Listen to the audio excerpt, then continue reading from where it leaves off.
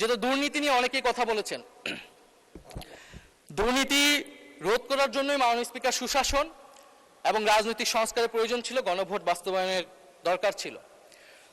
মাননীয় স্পিকার, দুর্নীতি নিয়ে একটা গল্প আছে। এক ভারতীয় যুবক এবং এক বাংলাদেশি যুবক একসাথে বিলেতে পড়াশোনা করতে গিয়েছে। সেখানে তাদের পরিচয় এবং তারা সেখানে কোনো রকমের ডিগ্রি নিয়ে দেশে ফিরেছে। তো দেশে ফিরে তাদের কাছে মনে হয়েছে তারা যদি ধনী হতে চায় তাহলে রাজনীতি হচ্ছে তাদের জন্য সবচেয়ে সহজ অপশন। দুজনেই রাজনীতিতে যুক্ত হলো এবং দুজনেই অল্প সময়ের মধ্যে সংসদের সদস্য হয়ে গেল দুই দেশের। এর মধ্যে ভারতীয় যেই যুবক ছিল সে অনেক ধন সম্পদ করে ফেললো এবং সে বাংলাদেশি যুবককে তার দেশে দাওয়াত দিল। তো বাংলাদেশি যুবক ভারতে গেল এবং বিমানবন্দরে নেমেই সে জিজ্ঞেস করলো যে তুমি কিভাবে এত ধন সম্পদ করতে পেরেছো। তো ভারতীয় যুবক বলল যে তুমি যখন বিমানবন্দরে আবার যখন ফেরত যাবা তখন আমি সেই রহস্যের কথা বলবো। তো সে ভারত ঘুরে আবার যখন ফেরত যাচ্ছে, সময়ের সাথে সাথে দেখা দেয় নিত্য নতুন প্রয়োজন। রেডি থাকতে হয় প্রতি মুহূর্ত। তাই এলো ইনোভার, যেন আপনি লাইফে থাকেন রেডি প্রতিদিন। Innova, designed for now.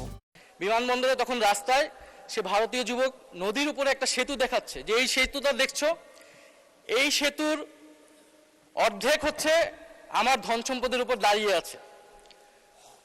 Bangladeshi যুবকটা সেই ইঙ্গিতটা বুঝতে পারলো এবং দেশে ফিরতে আসলো। দেশে ফেরত এসে কয়েক বছরের মধ্যে সেও অনেক ধন সম্পদের মালিক হয়ে গেল এবং ভারতীয় যুবককে আবারও বাংলাদেশে দাওয়াত দিল। ভারতীয় যুবক বাংলাদেশে আসলো, এসে সেই বাংলাদেশি যুবককে বলল কোথায় তোমার সেতু কোথায়। তো বাংলাদেশি যুবক বলল যে তুমি থাকো 2 দিন, যাওয়ার সময় বিমানবন্দরে আমি তখন তোমাকে এই রহস্যের কথা বলবো।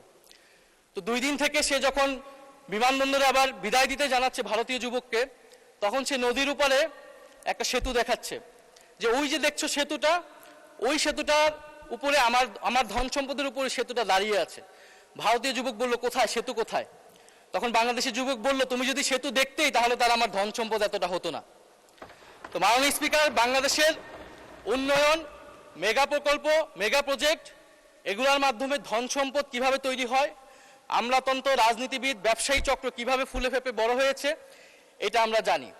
এইটাকে চেক এন্ড ব্যালেন্স করার জন্য, এটাকে অ্যাকাউন্টেবল করার জন্য, জবাবদিহিতার আওতায় আনার জন্য মাননীয় স্পিকার হচ্ছে জুলাই সনদ এবং গণভোট অনুষ্ঠিত হয়েছিল। আপনি যে লোকাল লেভেলে ফ্যামিলি কার্ড দিচ্ছেন সেখানে যে দুর্নীতি হবে না তার কি গ্যারান্টি?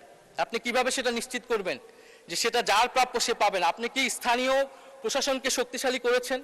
আপনি কি স্থানীয় সরকারকে সংস্কার করেছেন? আপনি তো সেখানে দলীয় প্রশাসক বসিয়ে রেখেছেন। ফলে মাননীয় স্পিকার, দুর্নীতিকে রোধ করতে হলে আমাদেরকে অবশ্যই আমাদেরকে গণভোট বাস্তবায়ন করতে হবে, গণভোটের রায়, সংস্কার এবং জুলাই সনদ বাস্তবায়ন করতে হবে।